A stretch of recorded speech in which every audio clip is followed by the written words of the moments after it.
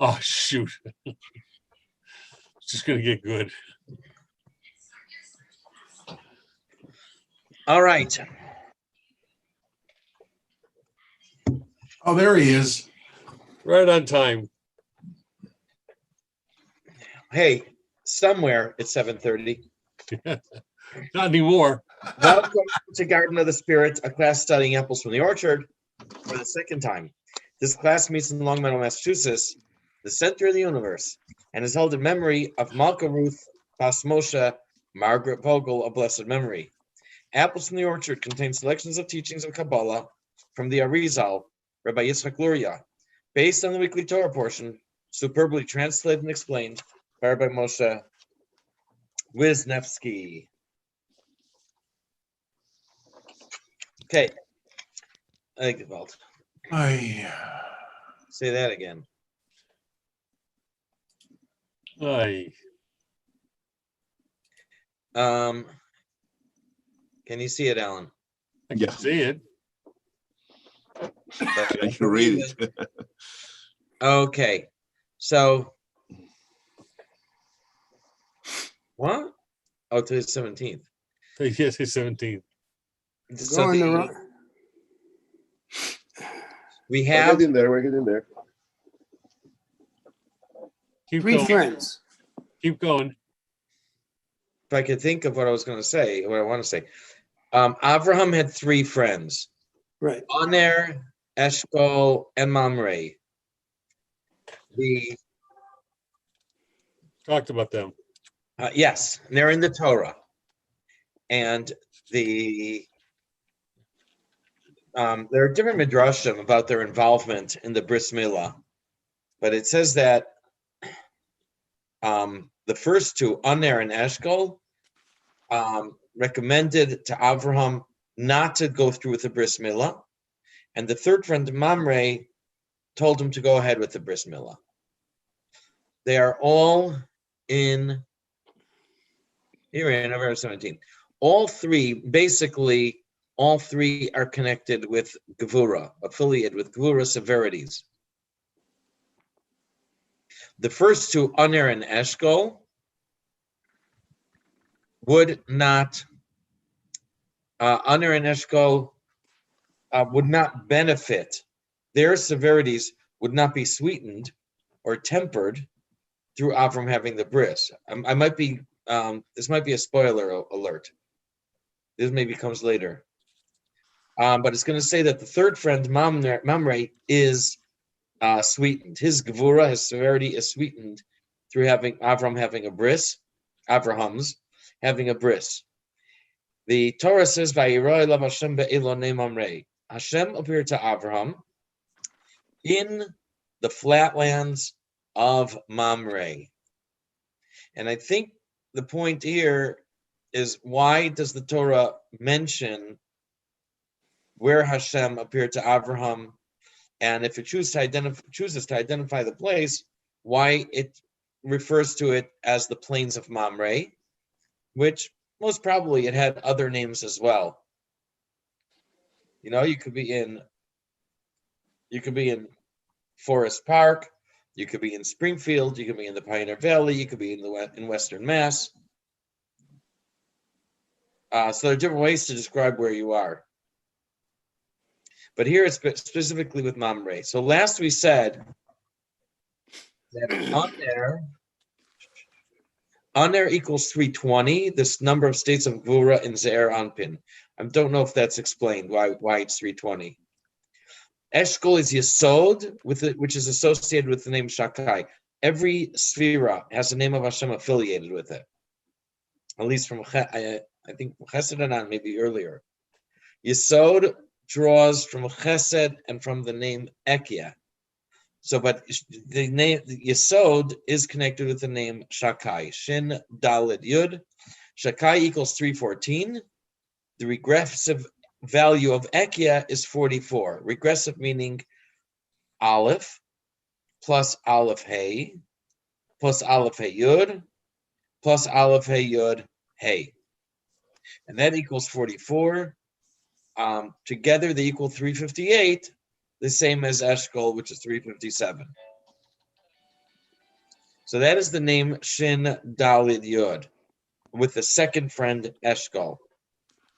And as we said, all three friends, Aner, Eshkol, and Mamre, are all affiliated with Gevura, with judgment and severity. Any questions or comments so far?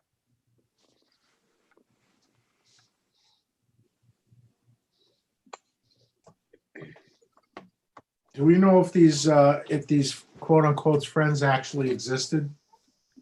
They are mentioned in the Torah. Yeah. Does that answer your question? He wants proof. No, I'm just wondering if it was more so that they're metaphors for the gematria of what it equals. They're probably metaphors also, but they existed. We have their signatures on their ballots. Oh, Found we traced emails from at the facility in Utah. I see. The Torah says, Avram said, after the wars of when he fought the four kings, Kedorlaomer and so on, and his people, and he returned all the property and people to the king of Sodom. He said, just his three friends, Aner, Eshkol, and Mamre, have a right to take their share, whatever that is. Right. But he said he's not going to take anything for himself. Mhm. So that the Torah is pretty clear that they were actual real people. Mhm. Okay, so we're on page 92 and we're up to number 13. So now we're going to discuss and connect the name Shakai Shin Daled Yud. There are several ideas behind the name Shin Daled Yud. One meaning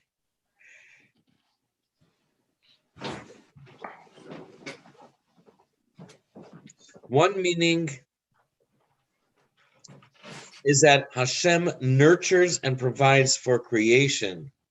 Ooh, I didn't think of that. This is what happens when Ze'er Anpin interacts with Nukva. Ze'er Anpin, we said Ze'er Anpin and Nukva, they interact on two levels. And on one level, it's just what's called back-to-back, or they're not engaged in it, in this interaction. And then the world is kind of running on autopilot. But in order to get, so to speak, Hashem's involvement, engagement, that Hashem nurtures and provides for creation, and we're not just running on autopilot, this is what happens. This is a result of Ze'er Anpin interacting with Nukva. And so the name Shin Daled Yud means that Hashem is nurturing and providing. Mhm. Okay. The quote here is, the quote here is from the first bracha of the Birkat HaMazon. Alan, are you ready? yep. 92 in the middle. This is the meaning of the name Shakai, as the one who sustains and provides for all. The name Shakai, as we shall see, is explained in various ways. Here it is taken to mean who suffices, whose divine power suffices to sustain all reality. The phrase who sustains and provides for all may allude to the name Eshkol, the last syllable of which kol means all. I think I'm going to go out on a limb here, but we have a few words that start with Esh. We have Eshkol. We have Eshtaroa. Not sure what that means. And we might have, I want to say we have Eshtayim, and that means two, and the Aleph is just an extra letter. Esh. Okay. So Eshkol means all, and there's also a word shichlul I saw, which means, I think it means complete, whole. I should look that up. I came across it. I came across it last week, and somewhere else. I don't remember where. The other thing here, just a second.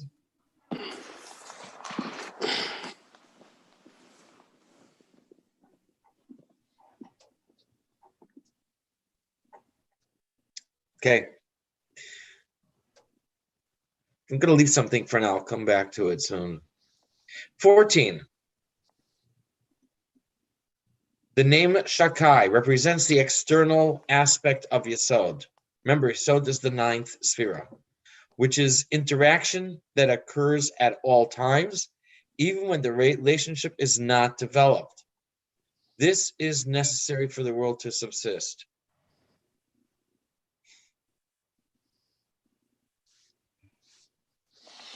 Okay, Alan, go ahead. We'll see. I'm gonna put this. We'll see after. We'll read ahead, and then I think we'll look back and put these together. Go ahead, Alan. This is why Yesod is called Shakai, for it is the external dimension of Yesod, which participates in the external coupling, which causes everything else to couple and provides for everything, as we explained regarding Ima. Meaning, just as Ima participates in two types of coupling, so do Zer Anpin and Nukva participate in two types of coupling. Just as with Ab and Ima, the external, superficial coupling of Zer Anpin and Nukva channels the basic life force necessary to keep the world functioning. Okay, so I don't know. I'm confused here. I don't know if the external coupling is the same as what we said before, who sustains and provides for all, or if sustains and provides for all shows how Shakai is a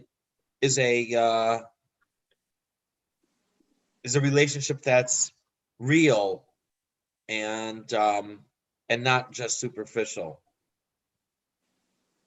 If you want, you can give your thoughts on this. If you want to wait, and we'll go back and look this over and see if we have a better idea of it. I'm not so sure. I know what the word is superficial, but there's a difference between superficial and external. Superficial has more of a judgmental tonality to it. External is more of a factual piece. And there's a whole life force flow with the external. Yes, it does not reach into a deeper plane, and that has to be overcome, of course. But I think it's more external, and that force, that life force that's flowing. So therefore, it does have a sustaining process. It is a providing process, a giving process in a way. I'm not suggesting. So which one is it? So I'm suggesting that this external Shakai does represent the sustaining and provision, which, because he talks about it, it sustains and provides for all, which is Eshkol. Eshkol is the personification of this. So I think that force, that attribute of providing and sustaining that Shakai expresses is constantly going on in the external process of Nukva and Zeranpin combining. Now, they don't always combine, but this is a combination. So I think this is a flow, a positive flow that's happening. It's not deep enough. It's certainly not where we should be, but it is a flow of what's happening. Oh, okay, thanks. So let me That's why go it's back. superficial. I just want to point out one thing that you mentioned. I'm going back to the beginning of 2 weeks ago. That there's the interaction occurs on two planes. Right. One,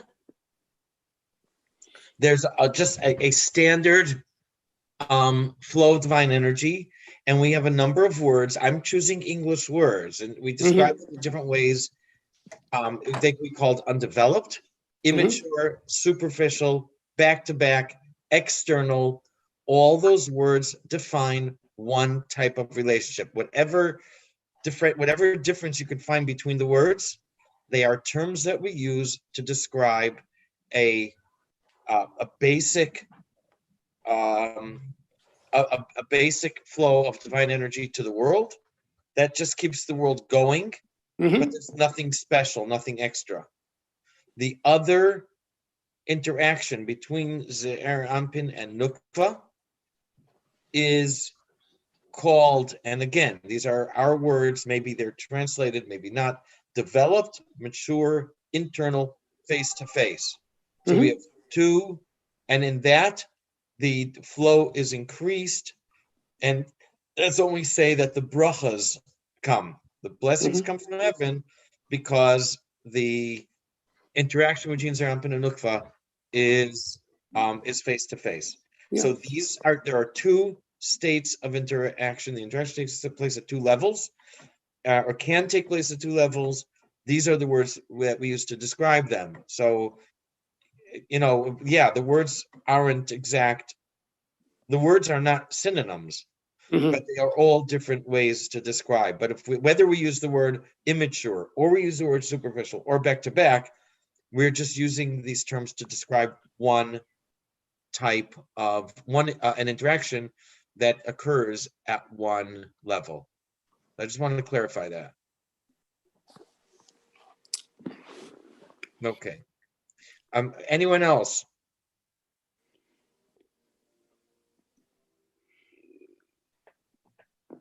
Okay. So then, and again, we'll stop afterwards. So if you're putting your thoughts together, we'll stop and talk. 14 is, so 14, I think you just read, subsist. So this is a subsistence interaction. I looked up the word to subsist. I think you guys know what I mean, where it's just enough to keep going. Survive, yeah. Huh? Survive. Yeah, exactly. Just enough to survive.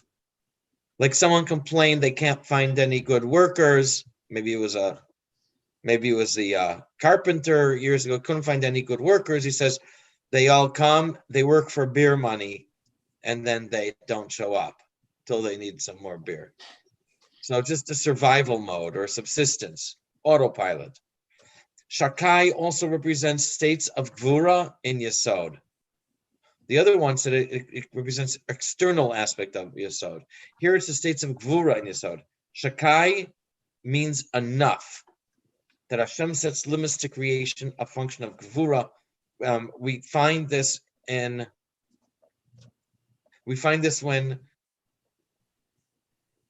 the brothers argued with their father Yaakov to be allowed to bring Binyamin to go to Yosef when they went to Egypt for their second trip. And Yaakov said to them, you have everything you need, you're just missing a prayer. And so he prayed for them that Hashem should send them back all their missing brothers, that Binyamin should return safely, and Shimon, and the other one too, Yosef. And he gives the prayer of Vikel Shakai. He begins Vikel Shakai Yevarech Eshem.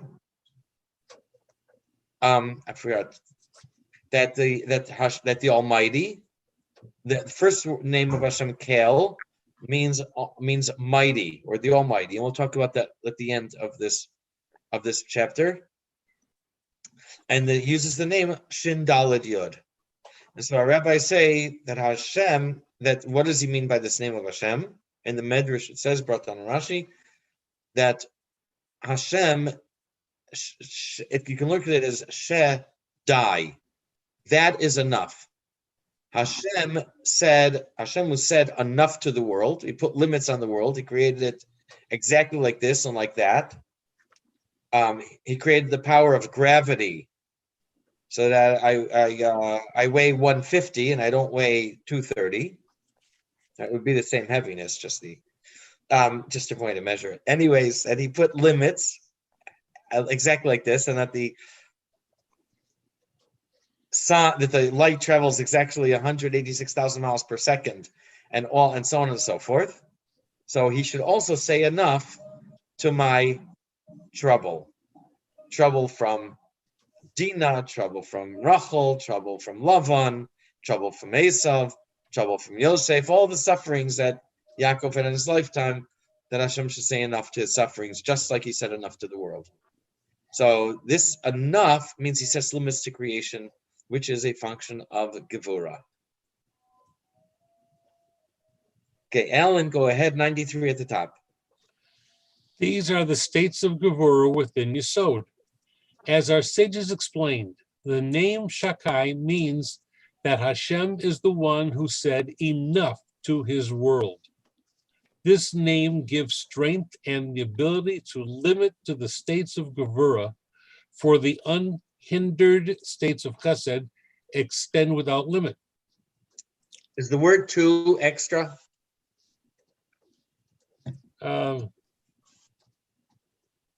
I think so. After Yeah, to limit, the states, yeah, to limit the states, yeah, just to limit the states of Gevurah.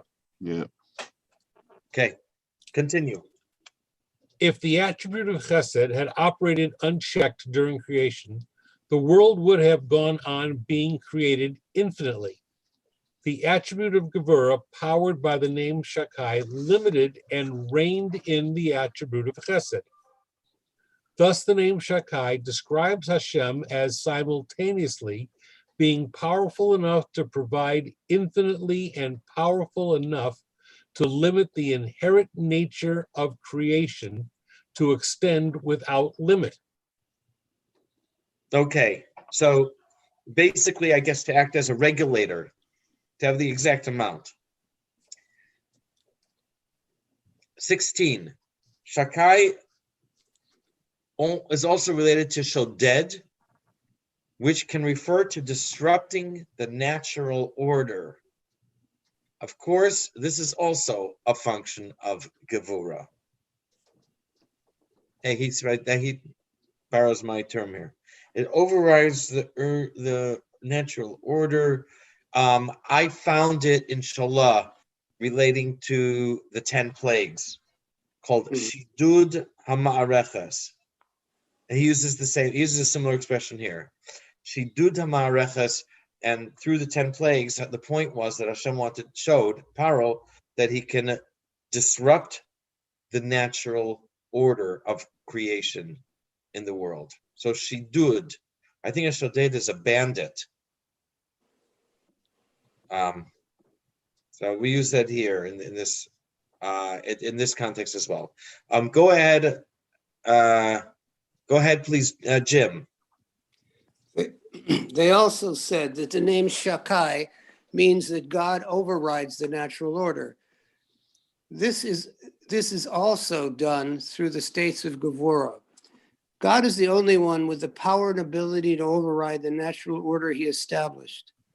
We see that these three explanations of the name Shakai reflect its association with states of Gevurah within Yesod. Thus, Einar and Eshkol respectively personify the Gevurah states within Zer Anpin as a whole and within Yesod of Zer Anpin in particular. Neither of these Gevurah states are sweetened by the coupling of Zer Anpin and Nukva. Only Gevurah states of Nukva itself are so affected. Oh, I didn't include that in my notes. I have to add it. So apparently, Oner and Eshkol are connected with the Gevurah of Ze'er Anpin, or Yesod of Ze'er Anpin. But it's the Gevurah of Nukva that gets sweetened. Right. And I think the third friend, Mamre, is the judgment, the gvura of Nukva. Okay, I think that's the key. Mhm. and I missed it. The so he connects this with the name Shindalad Yud, as we see, because Shindalad Yud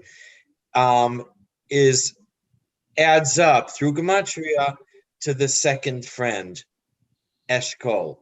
Mhm. Right? We said Shindalad Yud plus the name Ekya in regressive form. Mhm.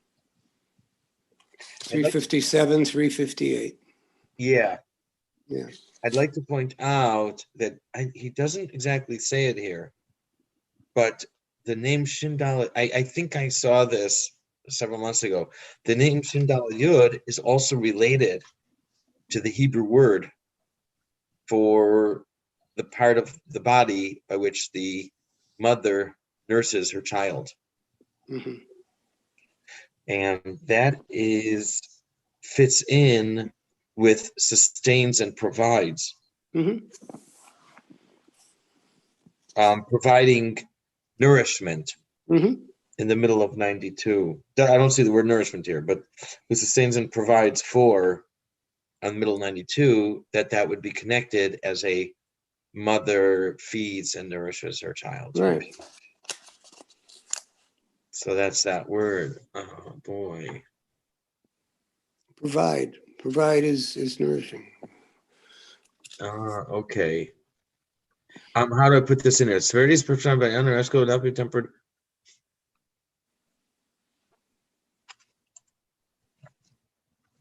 As pura of Nukva only. Zeranpin.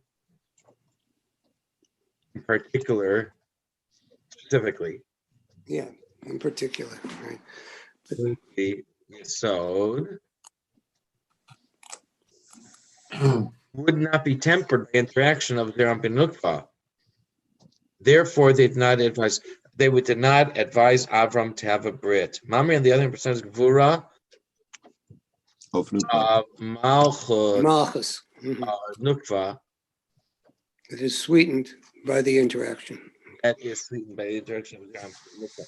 Okay, continue. I'm sorry. Until interaction took place, Mamre could not be tempered. This is why he encouraged Avram to undergo the Brit Milah. Mhm. Okay, go ahead, Jim. These two, Einar and Eshkol, are not sweetened by coupling. They therefore did not advise Abram to circumcise himself, for they would gain nothing by it. But Mamre, whose main sweetening occurs through coupling, did advise Abraham to circumcise himself. For as long as Abraham was uncircumcised, Chesed withdrew from him, and he, that is Mamre, could not be sweetened. He therefore advised him to circumcise himself. Okay, if you don't mind, what? If you don't mind, I will point out that we picture this interaction, and we picture the interaction of Zerampin and Nukva as the intimacy between male and female. It's not our fault. That's how it's presented to us by Kabbalah or by the Arizal. Mhm. So that's the metaphor. That's the imagery they use. So it's not our fault. But that's because so much of the so much is, I guess there's so many commonalities. On the other hand, it could be totally different, but this is only the best example that we have in our physical world. But what we just said, guys, remember what I said. To me, I don't know if I've seen this. To me, this idea of sweetening the severities of Nukva sounds like relaxing in preparation for intimacy, and maybe maybe more to the fact that the relaxation that comes about through foreplay, and then which is the purpose of foreplay. There's the idea is to relax and to Arousal. to be thank you, that's the word I was looking for. And to be aroused in preparation for intimacy. So and then the gvura severities are sweetened. Over here we're talking about Aner and Eshkol represent severities of Ze'er Anpin. Ze'er Anpin is the male component. And in this sense, the male to male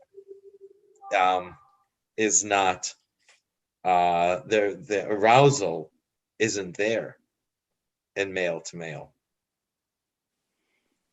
So therefore Aner and Eshkol, they're not going to get sweetened. Their gevura is not going to be tempered. The relaxation and arousal doesn't happen. It's only Mamre who personifies Nukva that this relaxation, arousal, and so on and so forth occurs, so that the gevura severities are sweetened. We'll discuss this if you want. We can do it now, or Jim, you can read 94. We finish the chapter, and then we can have a discussion. This is the meaning of, and God appeared to him. Now that Hesed has been revealed in the mouth of Ima, because Abraham circumcised himself, the Shekhinah appeared to him in order to receive these states of Chesed. Nukva prepared to receive the states of Chesed that would sweeten her inherent Gevura. So, how did the Shekhinah appear to him? In the planes of meaning, in the strength of. God revealed himself to Abraham in the strength of the states of Gevura, which are alluded to by the word Mamre, whose numerical value is 280 as explained. The states of Gevura revealed themselves to Abraham in order to be sweetened by the coupling of Ze'er Anpin and Nukva. I forgot to read the English in the notes. Mamre, on the other hand, personifies Gevura of Nukva Malchus that is sweetened by interaction between Ze'er Anpin and Nukva. Until interaction took place, Mamre could not be tempered. This is why he encouraged Avram to undergo the bris milah. After the bris, it says, Hashem appeared to him. The meaning was that Avram was now capable of receiving states of supernal chesed, which couldn't happen until he had the bris. Hashem appeared to Avram in the plains of Mamre. Plains, Hebrew word is eloneh, also means strength. Strength. Mm-hmm. Probably related to the word el, which is a word for strength. When we use it to mean the name of Hashem, then some people translate it as almighty. Get it? Mighty strength. But we do find that in the Torah, it's used as a word to mean strength. Yesh le'el yadi. Lavan said to Yaakov when he chased him, it's within my power, or I have the strength to harm you if I want. Just that Hashem appeared to me last night. Or in the admonishments of Devarim, when it says all the crazy stuff that's going to happen, and even to the person's children, and it says, Ve'ein le'el yadecha. You won't have the strength or the power to stop, to protect your children. It may also be related to the word for alon. Alon is an oak tree, or I guess which is a mighty tree. As we said, Mamre equals 280, which is the value of the final letters Man Sapach, corresponding to Gevura that is sweetened. The also, do you guys have a siddur handy? Mhm. Yep. Yeah. Okay, open up to the Shira, to Az Yashir.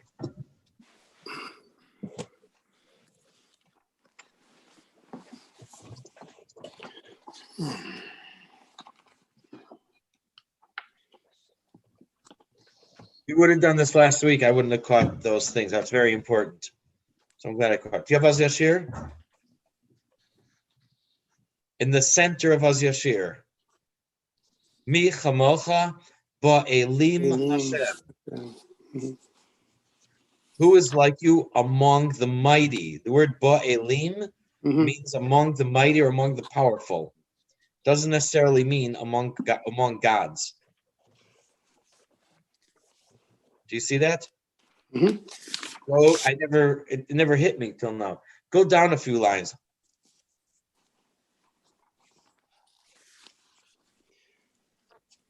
Az nivhalu, the pasuk that starts Az nivhalu alufei Edom. Then the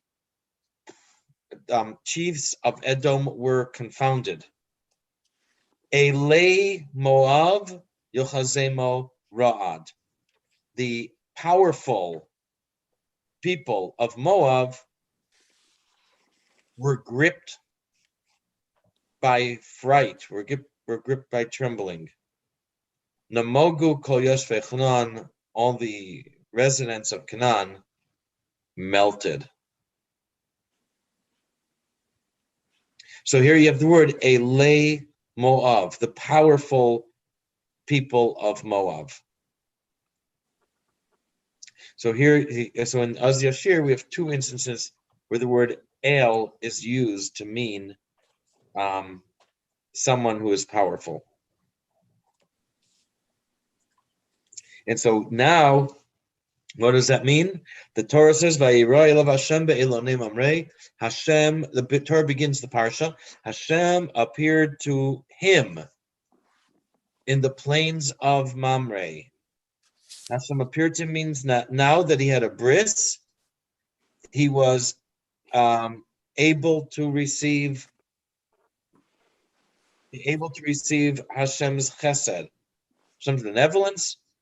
And the Torah specifies that he was an Elonei Mamre. That means that he was in the strength of Gvura, Of Nukva. the strength of Gvura of Nukva that is sweetened. Right. And now, when Abraham, I think he said before, that when he is intimate with Sarah, being that the orla, the foreskin, is removed, now it is a proper joining, and now the Zerampin and Nukva can interact in a manner that's face to face, and Avraham is a proper vessel for the divine benevolence, for chesed, for and also for the progeny of the Jewish people. Yes. And with this, I'm going to stop, and I'm going to go over the floor to you guys.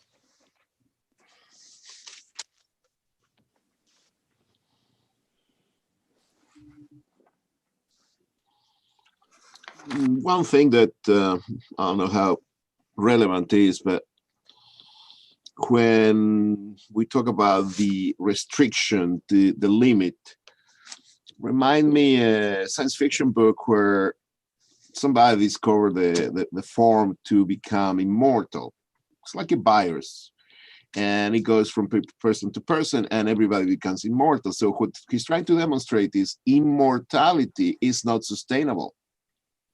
So you got to have a limit, because then the people grow and don't die, and therefore you cannot sustain it. You don't have enough food, you don't have enough housing, so that the limit makes sense. if you limit people, well, from 900 years in the beginning after the flood, about 170, whatnot. Right now we have 70 something year average age. Then you can have sustainability. One generation dies, the next comes in, and therefore you have to feed about roughly same amount of people. So that's what that limit, because Hashem has no limit. Why do we have to have limits? So that's the only part that I connected to in that sense. From the first time around, I remember that after Abraham started doing it face to face, start doing things right or better. From the beginning of the book, let's say. That's all.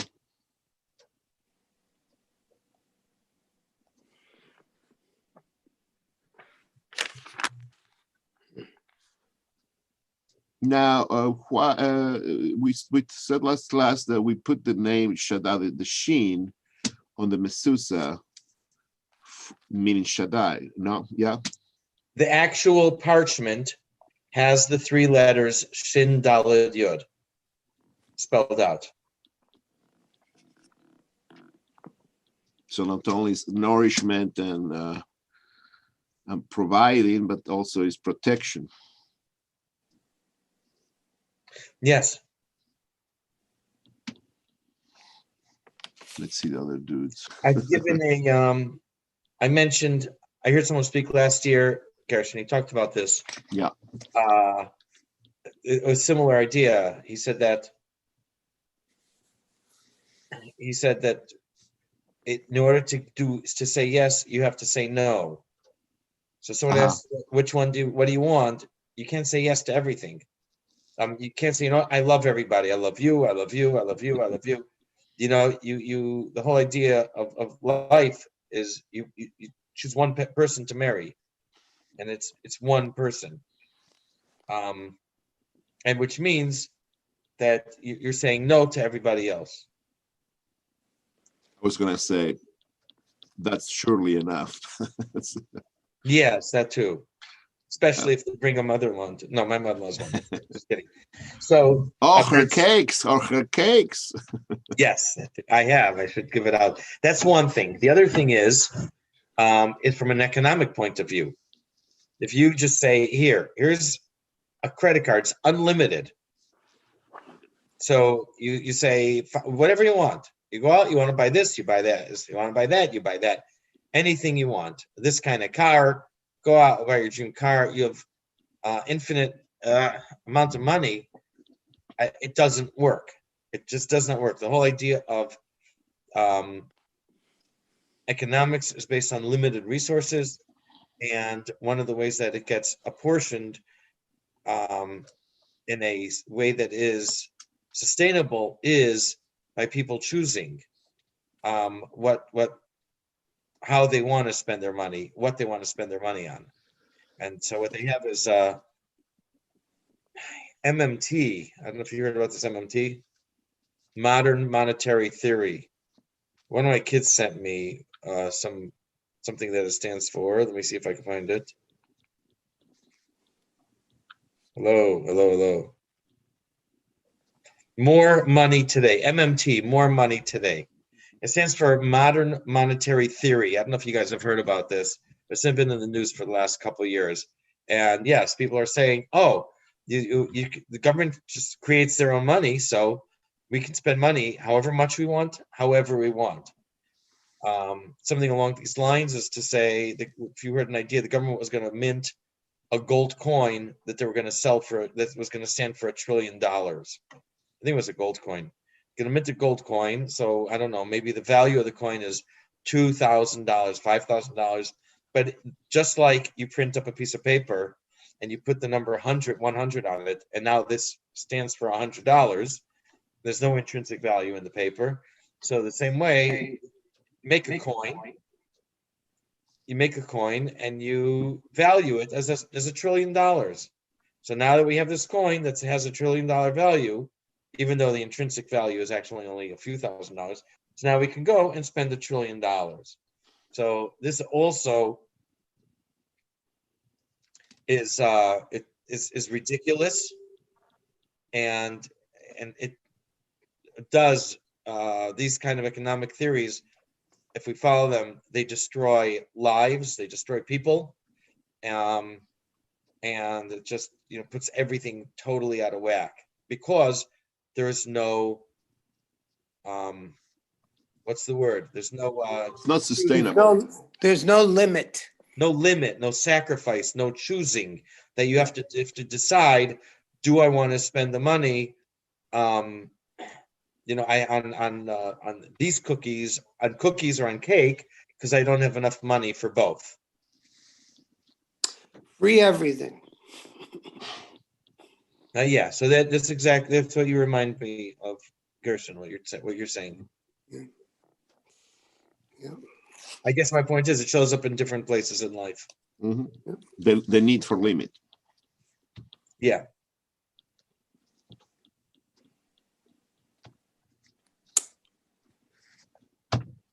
So I think there's a very interesting parallel between the fact that the Torah mentions Avram had 3 friends, and in the beginning of the parsha it mentions that 3 angels Mhm. appeared to him, right? And one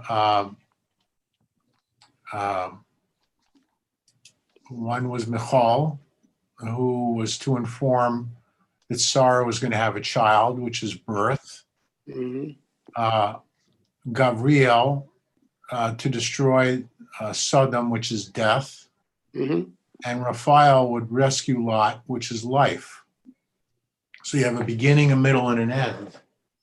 And with the 3 friends of Abraham, there are similarities, right? You've got Anir, which is Gevurah. It takes Gevurah to come into this world. You've got Eshkol, which is Yesod, right? Which is the life. And then Mamre is also Gevurah, and in some cases it takes strength to die. It's just, I find some interesting parallels there between the fact that, again, there's no such thing as coincidence or randomness. Everything is preordained. So that's just my comment. Okay, good, thanks.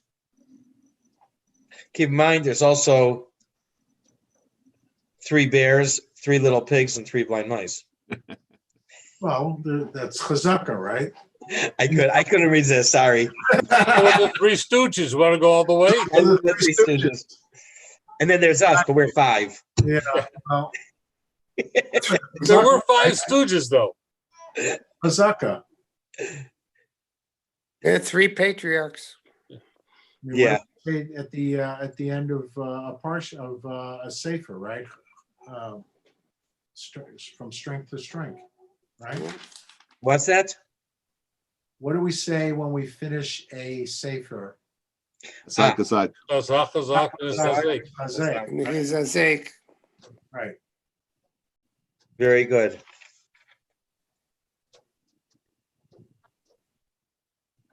Very interesting.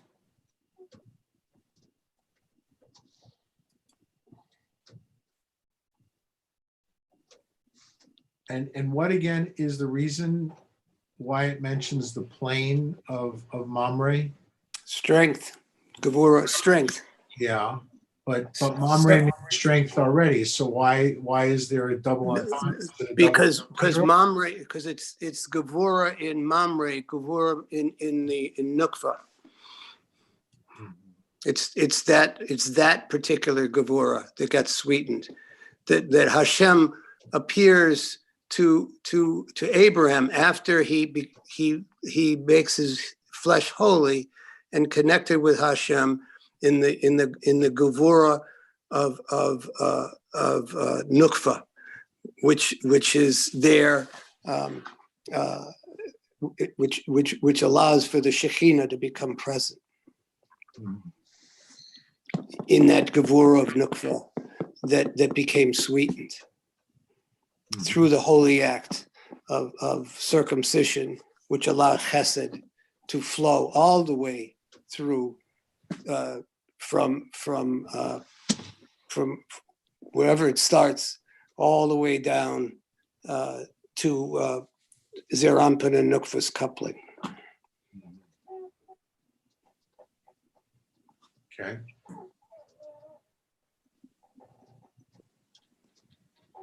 Very good. Okay. Ready to move on, chapter 3? We have the notes for chapter 3, or? Yeah.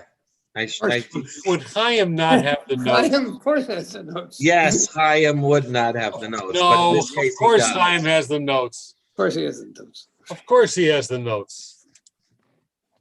There you go. He's prepared so far beyond you have no idea. Good thing you guys made me slow down.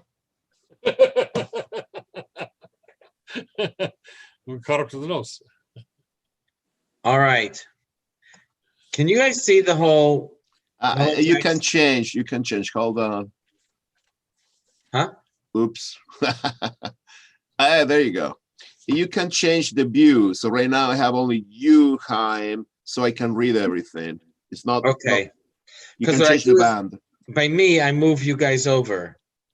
Same thing. So I have the band of everybody's faces. You keep changing the setting, and you can read the whole width. Okay. So Rudy, I thought you read this. You asked because you just mentioned it. 3 angels visited Abraham. Michael to inform Abraham so they would have a child, Yitzchak. Gabriel to destroy the 5 cities of Sodom, and Raphael who would rescue Lot. Their visit to Abraham, the destruction of Sodom, and rescuing Lot are actually 3 parts of one story. Therefore, the 3 angels traveled as a group. Okay, Gershon. Sodom and Gomorrah. And Hashem said, the cry of Sodom and Gomorrah is great, and their sin is very heavy. Or severe. Well, it says heavy. Miod, yeah. This parsha includes the story of how Sodom and Gomorrah were destroyed. Sefer Halikutim Parsha Vayeira. We will now explain the mystical meaning of the story of Sodom and Gomorrah. We will also explain why the 3 angels, Michael, who announced to Abraham that Sarah was going to have a child, Gabriel, who overturned Sodom, and Raphael, who rescued Lot, each of whom came to fulfill a separate mission, all came together at once instead of one after the other. Inasmuch as each of these angels had a separate mission, it would seem that there was no reason why they all visit Abraham at the same time. Okay, continue. They did so because it was necessary. The angel Michael's mission to announce to Abraham that he was going to father Isaac was similar to the missions of Gabriel and Raphael to destroy Sodom and save Lot, as we will see. Therefore, these 2 missions had to occur at the same time. Gabriel's and Raphael's missions are combined into one because destroying Sodom was also part of rescuing Lot, as will be explained. All right, thank you. Number 2. The Talmud says the first 2,000 years were the era of tohu, chaos, or empty, translated differently in different contexts. The next 2,000 years were the era of Torah. The next 2,000 years are the era of Mashiach. Originally, the Jewish souls were meant to be born at the beginning of creation. After Adam ate from the tree of knowledge, Hashem held off sending these souls into the world until he chose Avram to be the father of the Jewish people, till Avram came along and Hashem decided to give his descendants a Torah. This coincided with the beginning of the second set of 2,000 years. Just as Hashem created other worlds, known as Tohu, before this one, and that's what we speak about in the Kabbalah, the first 2,000 years were also known as Tohu, and Avram began the Tikkun of the world at the end of this first set of 2,000 years. 1 minute, please.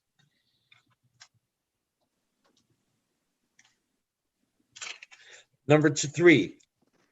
I'm gonna hold on. Is this the next thing? Oh, we'll hold off on 3. Go ahead, Gershon. First, the Arizal discusses Michael's mission. Hashem wanted to bring forth the holy seed, the souls of Israel that had been stored away from before creation until this point. There were 2,000 years of Tohu, during which Hashem was creating worlds and destroying them. Humanity in general was originally intended to fulfill the role that, after Adam's sin, was reserved for the Jewish people. Thus, the souls that Hashem originally intended to send to the world in the first years had to be held back until a proper spiritual setting could be created for them. This setting was the Jewish people. The sages state that the world spans 6,000 years before the Messianic millennium. The first 2,000 years of Tohu, chaos, disorder, 2,000 years of Torah, and 2,000 years of the days of Moshiach. The year 2000 AM, 1761 Common Era, before the Common Era, coincides with Abraham's 52nd year. So roughly speaking, Abraham marked the transition from the period of Tohu to the period of Torah, or Tikkun, since the rectification of reality can occur only through the Torah. Although the Torah was not actually given until 448 years after this, the sages state that the forefathers kept the entire Torah before it was given. And the years after this, the sages, and the creation of the Jewish people that began with Abraham was the preparation for the giving of the Torah. Thus, the period of Torah can justifiably considered to have begun with Abraham. The year 4000 AM. AM means what? After? It says, Since creation, Anno Mundi, look at 36. the bottom. Oh yeah, Anno Mundi. Since creation. Very good. That's 200 of the 240 of the Common Era is relatively close to the death of Rabbi Yehuda Nesiah, 230-235, the grandson of Rabbi Yehuda Hanasi, the recorded of the Mishnah, and the last effective leader of the Sanhedrin. Although the Sanhedrin and the position of Nasi did not disappear altogether, it ceased being the center of Torah for the whole Jewry, since it lacked the leadership of a Nasi, who was a great sage in his own right. And so it was that the leading sages dispersed, each one establishing his own base midrash, that stood side by side with the Sanhedrin. But all these became diminished in standing and authority when compared to the newly arising Torah center that was being established in Babylonia. Many of the inhabitants of the land of Israel left at this time.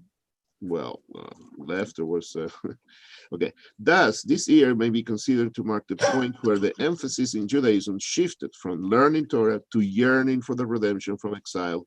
In other words, for the Messianic era. Ta-da. Where are you? 96, top of the page. Okay, 96. Continue? All right. Yep. The sages also state that before the creation of the world, Hashem was creating worlds and destroying them. That's from where?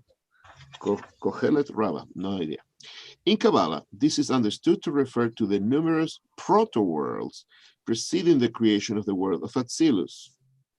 Oh, okay. The ideal rectified world, of which the subsequent worlds, including the physical universe we live in, are just an imperfect reflections. Although, so that was interesting to me that these worlds, I thought, Atzilus is kind of constant and the worlds come below that or are a creation from there. But even Atzilus was created over and over again. All right, so here we go. Although they were necessary stages in the progression toward the ideal world of Atzilus, these worlds were scraped as the ideal archetype. Scrapped, not scraped. Scrapped. Scrapped. Scrape, same thing. Scrapped as the ideal archetype for reality. The main proto-world or imperfect precursor of Atzilus was the world of Tohu. There is thus a thematic connection between the Kabbalistic world of Tohu and the notion of the 2,000 years of Tohu that preceded Abraham. In fact, the 2,000 years of Tohu are a manifestation in this physical world of the world of Tohu in the spiritual dimension. In other words, the course of history in our physical world mirrors the course of a spiritual history, in which, it should be remembered, is outside the realm of time, in the development of the spiritual worlds. All right. Okay, Yeah, okay. I think, so we've been on about an hour. Yeah, Um, That was a short story of the world. yes. The bottom line is, It's my marker. and I'll do 3 now, and then we can review it next week. All right. 3. I'll just read it inside. During the first 2,000 years, the Torah records people who lived, had children, and died. Hashem brought the flood in the year 1656 and started the world over with Noah. Avraham was born in 1948. The Tower of Babel took place in 1996 when Avraham was 48, and Noah died in 2006 when Noah was 58. These events mark the transition from the era of Tohu to the era of Tikkun. Is what he says here. Takes a licking, keeps on ticking.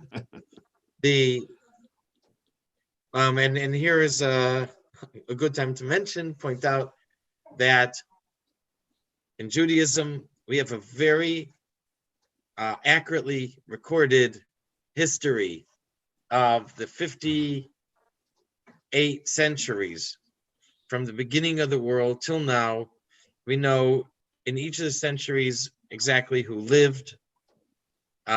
We have what they said, obviously, till the beginning of the Torah takes us to Avraham. That's the first 2,000 years, and we have accurate numbers, how many years the people lived. And then after the Torah was given, we have names of people, we have years. It's very, very clear pretty clear until the end of the first Beis Hamikdash was destroyed. That is recorded in the prophets, and then after that, the second Beis Hamikdash, and then in the time after the second Beis Hamikdash is basically the time of the Talmud. Again, we have rabbis. We know who their friends were. We know places where they lived. We know personal characteristics. We know that Rabbi Yochanan had very, very long eyebrows, and when he wanted to get a good look at something, he had a silver comb that he would lift his eyebrows with, and other things like this. We know rabbis who were blind. We know rabbis who got Rav Yosef got sick and he forgot his learning.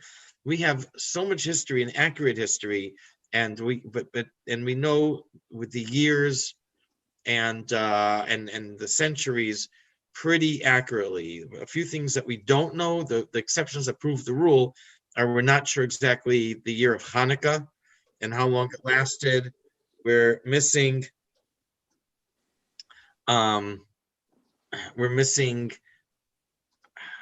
I think it was Yonasan ben Uziel. One place places him a few hundred years different than another place. But just to show you how accurate it is that these are the exceptions. Everything else we have century by century. You want to go to the 7th century, we know who the rabbis were. You want to go to the 14th century, we know who the rabbis were, where the centers of Torah were, and so on. So that's just a parenthetical, tangential commentary. Okay, I think we start next week from number 3 again. We'll review this. Okay. Thank you. Thank you. All right. Good Chodesh. Good Chodesh. Etc. Notice, yeah. Month of miracles. All right. Okay. I don't see myself, but oh, Shkayach. wow. good night, everybody. Okay. Thank you all very much. Thank you. Good night. Well, good night, everybody. Take care. Good Chodesh. Good Chodesh.